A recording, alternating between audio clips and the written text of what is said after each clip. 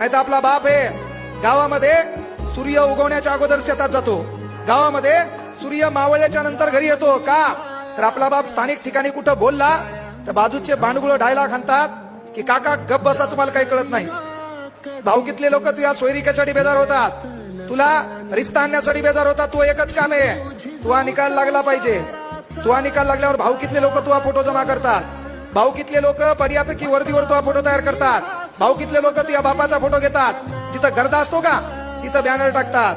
तुझा बाप जे सूर्य उगवण्याच्या अगोदर शेतात जातो का ते बाप 9 वाजता उठते, त्या मंदिरापाशी जाते, पारापाशी जाते, तुझं बॅनर लागलेला असते.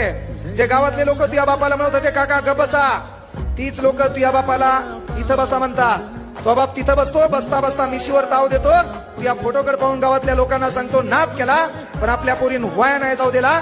येणाऱ्या काळात ते तुला करायचंय.